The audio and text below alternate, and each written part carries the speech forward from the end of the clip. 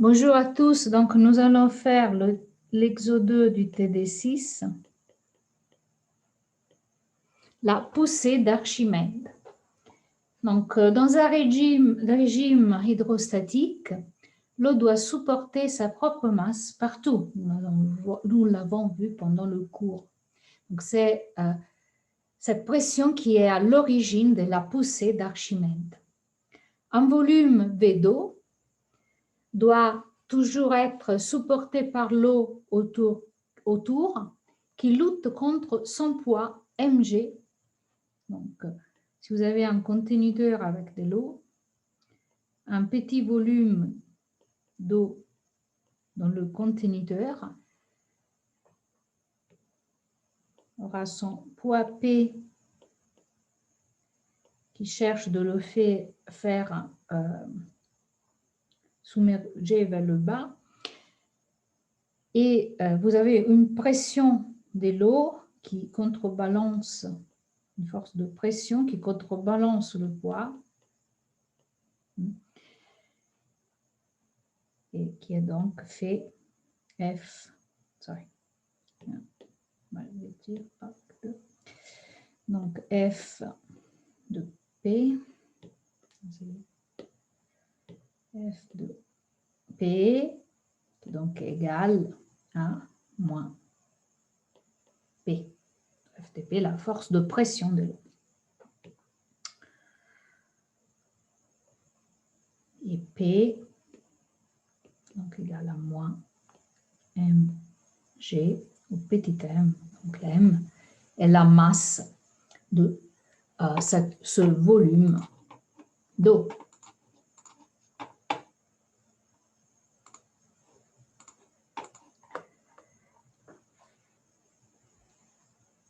Nous pouvons, donc là vous avez un volume V, une masse M, et cette masse peut être exprimée comme la masse volumique de l'eau, rho O, fois le volume V. Si un objet est mis dans l'eau, l'eau est capable de supporter un poids égal au poids de l'eau déplacé par le volume de l'objet. Et nous avons vu que si la masse volumique de cet objet est plus élevée de la masse volumique de l'eau, l'objet coule. Si ρ est plus petit de la masse volumique de l'eau, donc si la masse volumique de l'objet est plus petite de la masse volumique de l'eau, l'objet flotte. Donc nous allons étudier tout ça dans l'exo. En commençant par la première question, rappelez la valeur de la masse volumique de l'eau.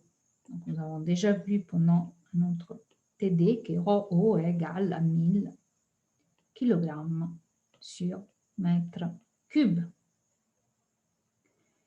Et maintenant, on va considérer des objets qu'on mettra dans le conteneur d'eau, dans cette boîte d'eau.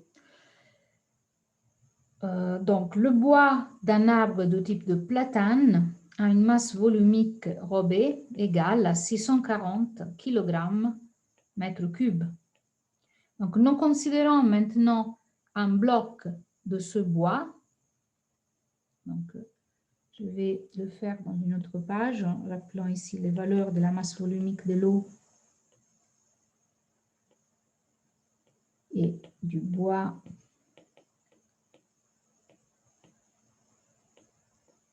mètre cube. Donc, nous allons prendre un bloc de bois de longueur L, où L est égal à 10 cm, qui est égal à 0,1 mètre, de largeur petit l, qui est égal à 5 cm, donc égal à 0,05 mètres, et de hauteur h, égale toujours à 5 cm, qui est égal à 0,05 mètres.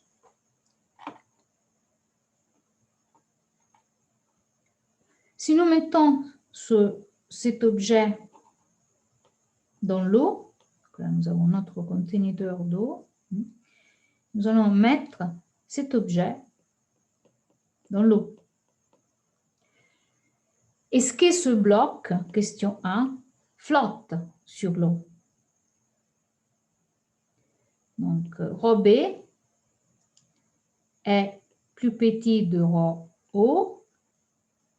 Donc, qu'est-ce que nous savons? C'est que le bloc va flotter.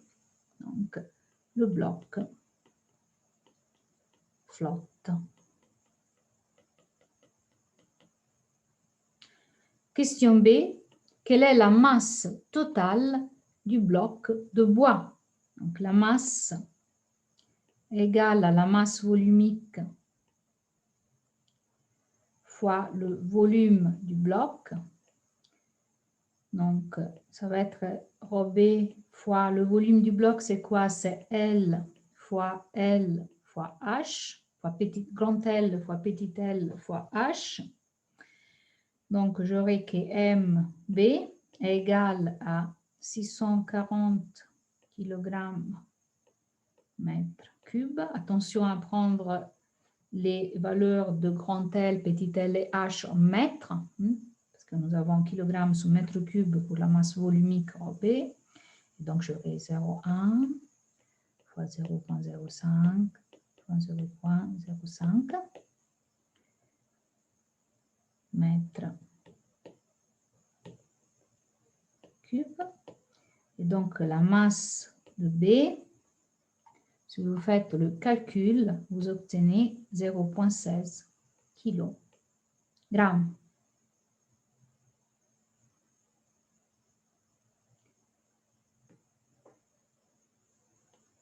C'est quel est le volume d'eau qui est déplacé pour supporter le bloc. Donc, quelle est la poussée, quel est le volume d'eau déplacé par la poussée d'Archimède. Donc, la masse d'eau qui est déplacée égale à la masse du bloc dépassé, donc le volume correspondant VO correspond à la masse du bois divisé par O. Donc là, vous avez cette situation-là. Là, c'est le bloc de bois qui flotte.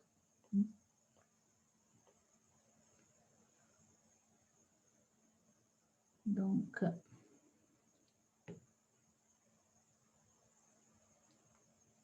le volume de l'eau déplacée, c'est égal à 0,16 divisé par 1000. 1,6 fois mètre cube fois 10 à la moins 4 mètres cubes.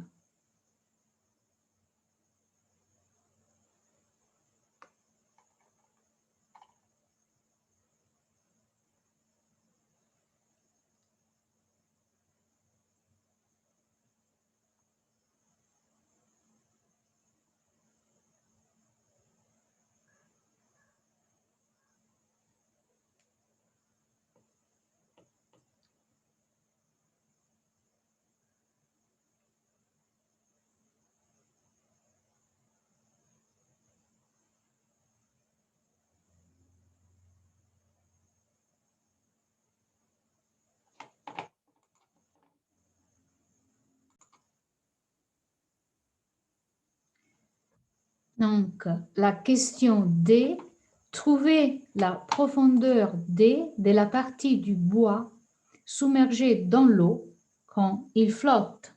Donc, si nous avons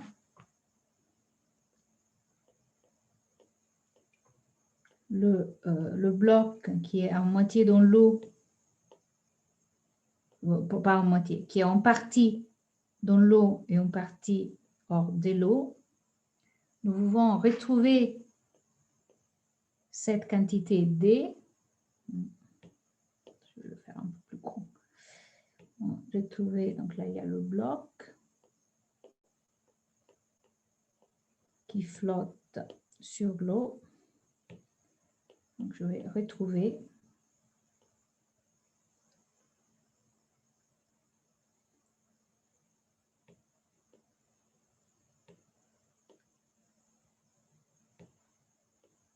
D, qui est la partie du bois submergée dans l'eau quand il flotte. Donc, on suppose que le bloc est immergé horizontalement dans l'eau, par exemple. Donc, là, c'est la L, le petit L. Là, c'est le H. Et le volume qui est immergé, donc maintenant, le volume immergé du bloc est égal à quoi? Égal à L fois D. Parce que nous allons considérer seulement le volume qui est immergé dans l'eau. Nous savons que Vim est égal au volume d'eau déplacée. Donc, je dis que L fois petit l fois D est égal au volume d'eau déplacée. Donc, je peux dériver D comme VO sur grand L fois petit l. VO, je viens de le calculer, donc c'est 1,6 fois 10 à la moins 4 mètres cubes. Grand L était 0,1 mètre et petit l 0,05 mètres.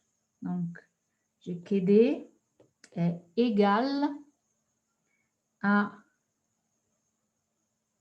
1,6 fois 10 à la moins 4 divisé par 0,1 divisé par 0,05. J'ai 0,032 mètres, qui correspond à 3,2 cm. Maintenant, je vais considérer un bloc un peu différent dans la question. Donc là, c'était la question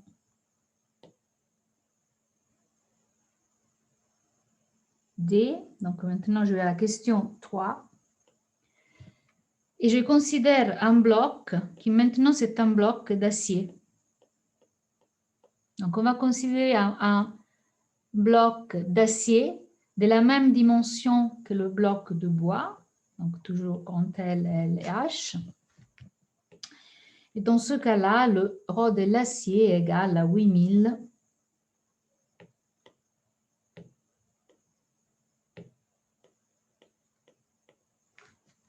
kg sur mètre cube. Question 1. Est-ce que le bloc d'acier flotte sur l'eau? Rho A est plus grand de rho O dans ce cas. Vous rappelez que le rho de l'eau est égal à 1000 kg mètre cube. Donc, dans ce cas-là, qu'est-ce qui se passe? Le bloc va couler, il ne flotte pas. Donc, dans ce cas-là, avec le bloc coule.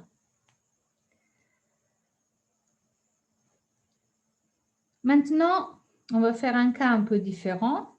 Donc là, c'est le cas A, où le bloc coule.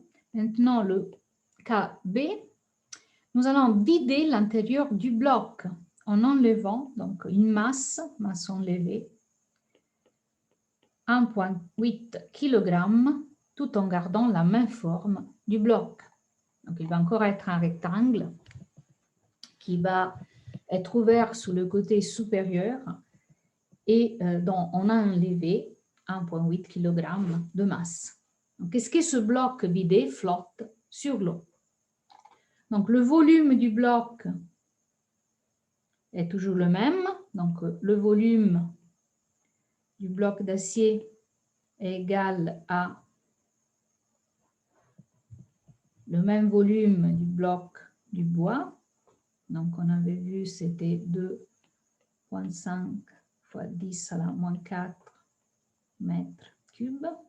Donc, c'est 0,1 fois 0,05 fois 0,05 mètres cubes. L fois L fois H. Mais la masse a changé. Donc, maintenant, nous avons que la masse du bloc, donc masse bloc, sera maintenant le volume du bloc. Donc là, c'est le bloc d'acier. Fois RA de l'acier. Mais attention, nous avons enlevé de la masse. Donc, moins la masse enlevée. Donc, vous avez 2,5 fois 10 à la moins 4 mètres cubes fois 8000 kg mètre cube moins 1,8 kg. Donc, nous avons, si vous faites le calcul, une masse du bloc. Donc là, vous avez 2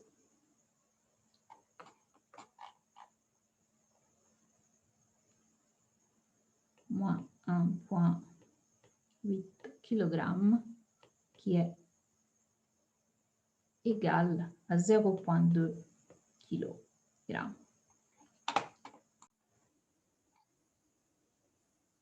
Donc maintenant, on peut calculer la masse volumique moyenne du bloc. Donc, ρ du bloc sera maintenant égal à la masse du bloc qu'on vient de calculer divisé par le volume du bloc. Je vais vérifier que j'ai bien écrit. Donc là, c'est BA et VA. Donc, on va réécrire BA et VA. Et là, je vais mettre BA comme ça. Donc, j'aurai 0,2 kg qu'on vient de calculer, divisé par le volume qui était 2,5 10 à la moins 4 mètres cubes.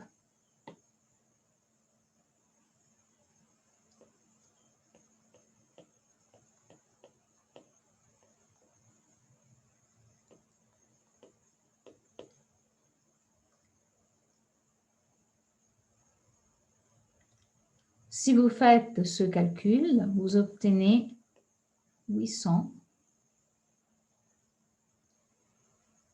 kg divisé par mètre cube.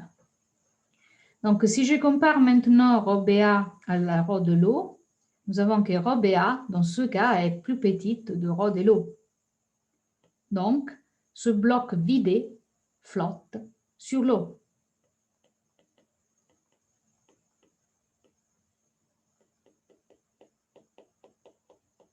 Dans ce cas-là, vous aurez là, c'est toujours le même conteneur d'eau.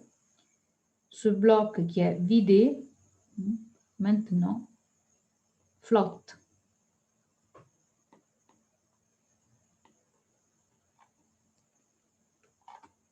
Donc, en le vidant, nous l'avons fait flotter. Donc, notre bloc d'acier vidé est devenu comme un petit bateau qui flotte sous l'eau. Donc, la question c'est,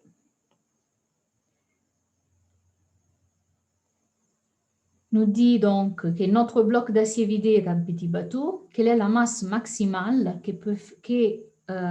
qu'on peut faire transporter par notre bateau?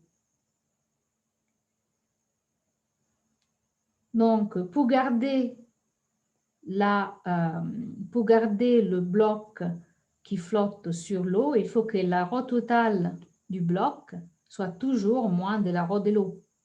Et au pire, égale. Donc, pour calculer la masse maximale que le bloc peut transporter, on va considérer le cas où la ρ totale est égale à la ρ de l'eau, qui est le cas limite, donc d'où on peut calculer la masse de charge maximale. Donc, on a que la rho totale sera égale à nous avons que la masse totale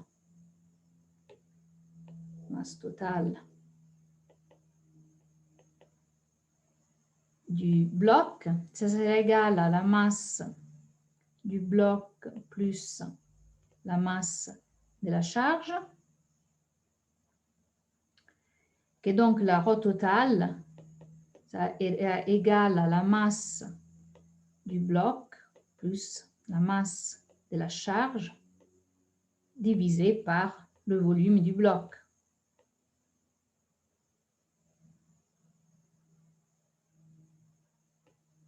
Donc, nous avons que, je le reprends ici, rho total sera donc égal à la masse, la masse du bloc plus la masse de la charge divisé le volume du bloc. Donc, la masse de la charge, laquelle, donc, et pour la masse, pardon, et pour la masse maximale, donc si nous voulons avoir la masse maximale, rho totale doit être égale à la rho de l'eau. Donc, de cette expression, je vais réécrire MBA plus MC égale à V bloc. Donc là, c'est mon bloc vidé fois rho total. Donc, la masse de la charge est égale à BA fois rho total moins M du bloc, MBA. Si je veux avoir la masse de la charge maximale, je vais substituer à cette expression rho total comme la rho de l'eau. Donc, j'aurai que V, la masse du bloc, fois, est-ce que je l'écris VA ou, attendez, je vais juste vérifier, V bloc, oui, donc là c'est V, là c'était aussi VA, V, donc la masse du bloc, et là, donc VA, fois rho de l'eau, je suis en train de substituer R total égale RO pour trouver la masse maximale. Je vais utiliser le cas minimal auquel le bateau flotte, moins la masse du bloc. Donc maintenant, vous connaissez toutes ces valeurs. J'ai que la rho de l'eau est 1000 kg sur mètre cube. Le volume du bloc était 2,5 fois 10 à la moins 4 mètres cubes. Et là, j'ai soustrait la masse du bloc, 0,2 kg. Si vous faites le calcul, vous avez que la masse maximale de charge sera égale à 0,05 kg, donc qui correspond à 50 grammes. Donc, pour faire flotter le bateau, on peut y mettre de la masse, parce que c'est comme un petit bateau, mais la masse maximale doit être de 50 grammes. Si vous avez plus de masse, le bateau il va couler.